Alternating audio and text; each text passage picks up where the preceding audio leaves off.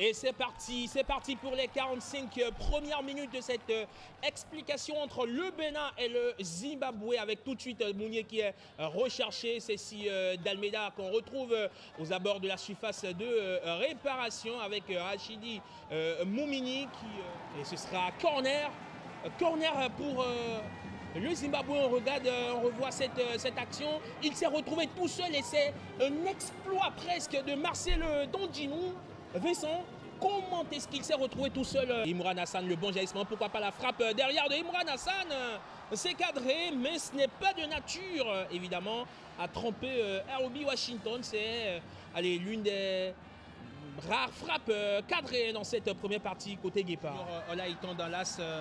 Il essaie de retrouver Aloko, pourquoi pas? Ça lui donne une occasion de but. Aloko, pourquoi pas pour la frappe? C'est directement sur Arubi Washington. Cette frappe de Rodolfo Aloko qui arrive à faire le crochet. Je pense qu'il y a une passe pour Andreas Rontondi, n'est-ce pas Vincent Roturo? Regardez, oui. Il y a une passe, il y a un décalage à trouver pour Andreas Rontondi. Là, qui pivote sur lui-même, il arrive à porter le ballon et à retrouver le décalage pour Rachidi Moumini. Il faut s'appliquer sur ce centre et la tête de Rontondi. On voit tout ceci beaucoup plus calmement. Le décalage dans l'Aïtan pour le centre de Moumini.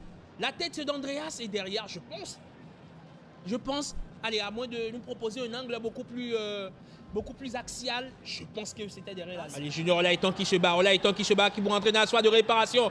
Pourquoi pas sortir la décision sur cette action? Junior Olaitan, il retrouve Rodolfo Aloko, passement de jambes tout de suite derrière le centre qui, une fois encore, va trouver Arubi Washington. On sent qu'il y a la volonté d'aller de l'avant. Il fait encore la différence sur cette action, mais c'est sur le dernier ballon, sur la dernière passe, que Rodolfo Aloko n'y arrive pas encore.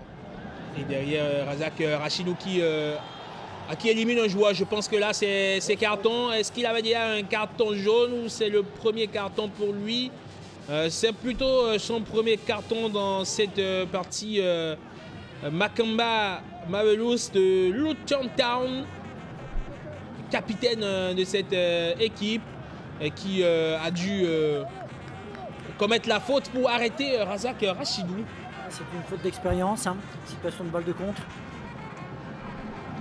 Rachidou qui passe une fois encore avec son pied gauche. Il y a Junior derrière lui, il met le ballon dans la surface de réparation. Ça manque de présence, dans les buts.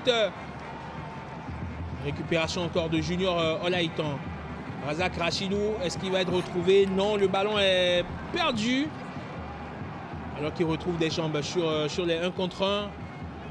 Et joli contrôle de Yohan Roche. Il y a l'appel de Junior Olaitan. Il préfère le centre, pourquoi pas? Et la tête de Steve Mounier!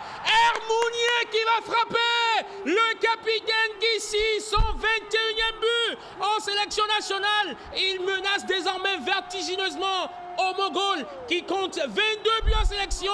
Une fois encore, c'est Mounier qui va délivrer le peuple jaune. Le réveil du Guépard, du capitaine. Regardez cette action, regardez le contrôle d'abord de Yohan Roche. Il y a Junior Olaitan qui demandait le ballon, qui s'impatientait, mais lui, il a le coup d'œil. Il a vu que Steve Mounier était justement dans l'espace, dans le bel espace pour demander le ballon. Regardez le centre du pied gauche, la tête du capitaine. Il a juste à placer d'où elle vient, comme on le dit dans le foot. Allez, c'est imparable pour Arubi Washington qui, pendant longtemps, aura écœuré. Il a juste placé le ballon, tranquille. Le football est simple, Et voilà, c'est terminé à l'image de ces jeunes dames qui jubilent dans les tribunes. Le Bénin tient sa victoire face au Zimbabwe. Le Zimbabwe qui, sans nul doute, a laissé filer l'espoir, ou à dire le match de la relance pour se recoller dans le classement au bonheur de ses guépards et surtout de cet homme, Yohan Roche, qui aura déposé une merveille de centre pour Steve Mounier pour le seul but de la rencontre.